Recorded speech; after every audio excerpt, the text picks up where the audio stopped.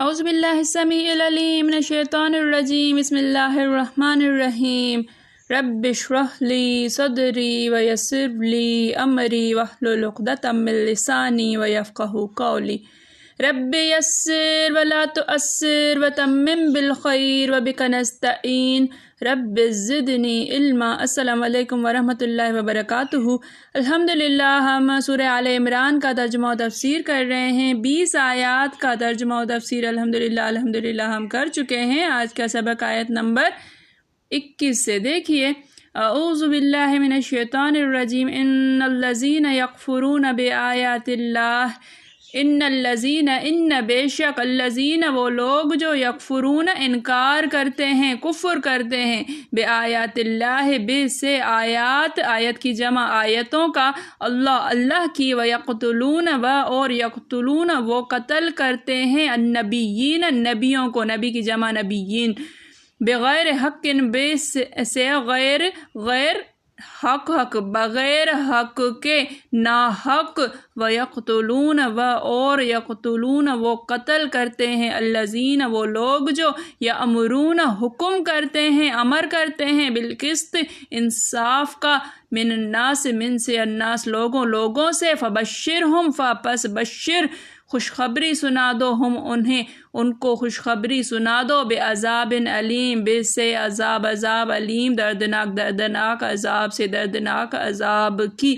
ان الذین یکفرون بآیات اللہ بے شک وہ لوگ جنہوں نے انکار کیا اللہ کی آیتوں کا، ویقتلون النبیین بغیر حق اور قتل کرتے رہے نبیوں کا ناحق، ویقتلون الذین یأمرون بالقسط اور قتل کرتے ہیں ان لوگوں کو جو حکم کرتے ہیں انصاف کا، من الناس لوگوں سے، فبشرہم بعذاب علیم سو انہیں خوشخبری سنا دو دردناک عذاب کی۔ جو لوگ اللہ کی آیتوں کو نہیں مانتے اور انبیاء کو ناحق قتل کرتے رہے ہیں، اور جو انصاف کرنے کا حکم دیتے ہیں انہیں بھی مار ڈالتے ہیں، ان کو دکھ دینے والے عذاب کی خوشخبری سنا دو۔ اولئک الذین حبطت اعمالہم اولئک یہی وہ لوگ ہیں، الذین وہ جو کہ حبطت ضائع ہو گئے، حبط ضائع ہو جانا، اعمالہم عمل کی جمع اعمال، ہم ان کے اعمال ان کے عمل، فی الدنیا فی میں الدنیا دنیا، والآخرت اور آخرت میں، وما لہم اور ما نہیں، لہم کے لیے، ہم ان کے لیے، ان کا، من سے، ناصرین مددگار، اور ان کا کوئی مددگار نہیں۔ اولئک الذین حبطت اعمالہم یہی وہ لوگ ہیں جن کے اعمال ضائع ہو گئے، فی الدنیا والآخرہ دنیا میں بھی اور آخرت میں بھی، وما لہم من ناصرین اور ان کا کوئی مددگار نہیں۔ یہ ایسے لوگ ہیں جن کے اعمال دنیا اور آخرت دونوں میں برباد ہیں اور ان کا کوئی مددگار نہیں ہوگا۔ انبیاء کے قاتل بنی اسرائیل میں بے دریغ انبیاء کو قتل کیا گیا، 70 انبیاء کو ایک ہی دن میں، ایک ہی ساعت میں قتل کر دیا گیا۔ یہاں ان اہل کتاب کی مذمت بیان ہو رہی ہے جو گناہ اور حرام کام کرتے رہتے تھے، اور اللہ کی پہلی اور بعد کی باتوں کو جو اس نے اپنے رسولوں کے ذریعے پہنچائی جھٹلاتے رہتے تھے۔ اتنا ہی نہیں بلکہ پیغمبروں کو مار ڈالتے، بلکہ اس قدر سرکش تھے کہ جو لوگ انہیں عدل و انصاف کی بات کہیں انہیں بے دریغ و تیغ کر دیا کرتے تھے۔ اللہ تعالیٰ نے بنی اسرائیل ایسی قوم ہے جس کی طرف اللہ تعالیٰ نے بے حساب کہیں گے کہ نبیوں کو بھیجا۔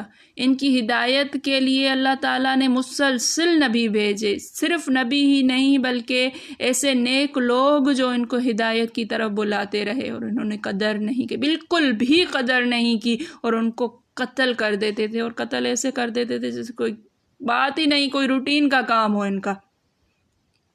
حدیث میں ہے کہ حق کو نہ ماننا اور حق والوں کو ذلیل جاننا یہی کبر و غرور ہے۔ بنی اسرائیل انتہائی غرور والی قوم، یہود میں آپ کو کبر و غرور بھرا ہوا ملے گا، مسند ابو حاتم میں ہے کہ حضرت ابو عبیدہ بن جراح رضی اللہ تعالیٰ عنہ نے رسول اللہ صلی اللہ علیہ وسلم سے پوچھا کہ سب سے زیادہ سخت عذاب کسے ہوگا؟ آپ صلی اللہ علیہ وسلم نے فرمایا جو کسی نبی کو مار ڈالے یا کسی ایسے شخص کو جو بھلائی کا بتانے والا اور برائی سے بچانے والا ہو، تکبر و غرور ہے۔ پھر حضور صلی اللہ علیہ وسلم نے اس آیت کی تلاوت فرمائی اور فرمایا اے ابو عبیدہ، بنو اسرائیل نے 43 نبیوں کو دن کے اول حصے میں ایک ہی ساعت میں قتل کیا، پھر 170 بنو اسرائیل کے وہ ایماندار جو انہیں روکنے کے لیے کھڑے ہوئے تھے، انہیں بھلائی کا حکم دے رہے تھے اور برائی سے روک رہے تھے، ان سب کو بھی اسی دن کے آخری حصے میں مار ڈالا۔ اس آیت میں اللہ تعالیٰ انہی کا ذکر کر رہا ہے، انہی بنی اسرائیل کا جنہوں نے انبیاء کو قتل کیا، ایماندار لوگوں کو قتل کیا۔ ابن جریر میں ہے، حضرت عبداللہ بن مسعود رضی اللہ تعالیٰ عنہ فرماتے ہیں بنو اسرائیل نے 300 نبیوں کو دن کے شروع میں قتل کیا، ایک ہی دن میں، صبح کے ٹائم میں، دن کا شروع صبح کا ٹائم، 300 نبی قتل کر ڈالے اور شام کو سبزی پالک بیچنے بیٹھ گئے، جیسے ان کے لیے کوئی بات ہی نہیں ہے یہ۔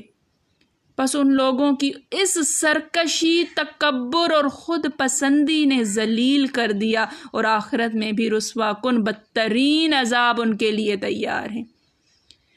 اسی لیے فرمایا کہ انہیں دردناک ذلت والے عذاب کی خبر پہنچا دو، ان کے اعمال دنیا میں بھی غارت اور آخرت میں بھی برباد، ان کا کوئی مددگار و سفارشی نہیں ہوگا، وَمَا لَهُم مِّن نَاصِرِينَ، ان کا کوئی مددگار نہیں ہوگا۔ اللہ تعالیٰ معاف فرمائے۔ اللہ تعالیٰ کبر و تکبر کی ایک ہلکی سی جو ایک ہوتی ہے ذرے برابر بھی ایک چمک کی طرح، ایک نقطے کی طرح کا وزن کے برابر بھی ہمارے اندر نہ ڈالے۔ اللہ تعالیٰ بچائے کبر و تکبر سے، اللہ تعالیٰ بچائے ایمان والوں کی بے حرمتی کرنے سے، اللہ تعالیٰ بچائے۔ اللہ تعالیٰ ہمیں ہمیشہ عاجزی کرنے والا، صبر کرنے والا، نیک اعمال کرنے والا بنا دے۔ اللہ تعالیٰ اچھوں کی صحبت نصیب فرمائے، اللہ تعالیٰ اپنے راضی شدہ بندوں کی صحبت نصیب فرمائے۔ اللہ تعالیٰ ہم سے راضی ہو جائے۔ میرے پڑھانے میں، آپ کے پڑھنے میں، میرے سمجھانے میں، آپ کے سمجھنے میں کوئی غلطی، خطا، بھول چوک ہو گئی ہو تو میں اللہ کے حضور میں توبہ کرتی ہوں اور معافی کی خواستگار ہوں۔ ربنا تقبل منا انک انت سمیع العلیم۔ السلام علیکم ورحمۃ اللہ وبرکاتہ۔